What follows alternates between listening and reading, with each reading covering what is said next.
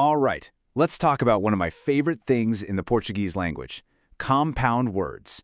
Now, they might look a little intimidating at first, but they're not. They're actually these clever little puzzles, just hiding in plain sight. And today, we're going to crack the code. So let's just jump right in with a question. What on earth does a simple cork remover have to do with a priceless masterpiece? I mean, it sounds like the beginning of a bad joke, right? Well, believe it or not, in Portuguese, they're built using the exact same logic. They are both word puzzles. They take smaller, simpler words, mash them together, and create a totally new meaning. So let's get our detective hats on and solve a few of these. So how do we actually do this? How do we build these words? Well, it turns out there are pretty much two secret formulas that you're going to see over and over again. And once you know them, you'll start spotting these patterns everywhere. It's a real game changer.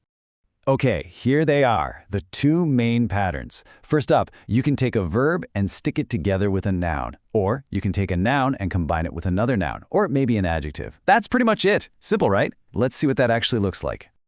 Okay, let's check out that first formula. Verb plus noun. A perfect example is the word for umbrella, para-chuva. The verb para literally means it stops, and the noun chuva means rain. So an umbrella is, quite literally, a stops rain. How cool is that? It's so logical, you'll never forget it. And now for our second formula, noun plus noun. Let's take the word ferro velho. Ferro is iron, and velho is old. You put them together, and what do you get? Old iron, which is, the perfect way to describe a junkyard or a scrapyard. See how once you see the pieces, the meaning just clicks into place? All right, you've got the formulas, you know the secrets, so now it's your turn. Let's put these puzzle-solving skills to the test. I'm going to give you a sentence with a word missing, and you try to figure out which compound word fits perfectly. You ready? First up, let's talk cars. The sentence says, the blank is all fogged up with this rain. So what part of a car gets all steamy and hard to see through when it's raining? Think about those formulas we just talked about. And the answer is guarda-brisas, the windshield. Let's break that down.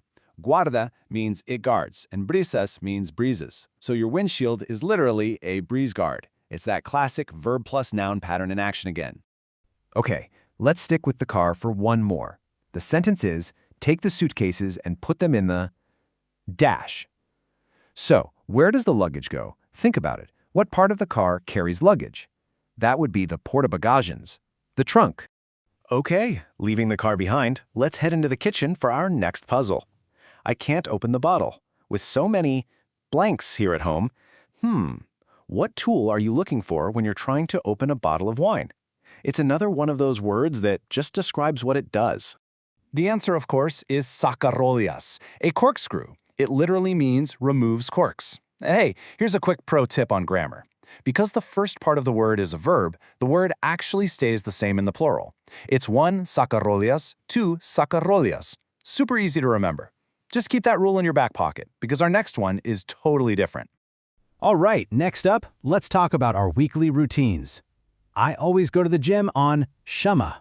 We're looking for a day of the week here, and in Portuguese, the days of the week are compound words. Any idea which one this is? And the answer is segundas-feiras, Mondays. The singular form is segunda-feira, which literally means something like second market day.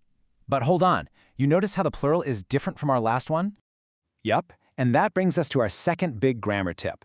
For compound words made up of a noun plus another noun or an adjective, like segunda-feira, you usually make both parts plural. So segunda turns into segundas, and feira turns into feiras. It's the complete opposite of that sacarolias rule. Okay, enough grammar. Let's get a little culture and head to an art gallery. This sculpture, it's a true what? What do we call an absolutely incredible, breathtaking piece of art? It's an obra prima, a masterpiece. Literally, a prime work. And hey, if you feel inspired to create your own masterpiece, you might do this. I signed up yesterday for a course in.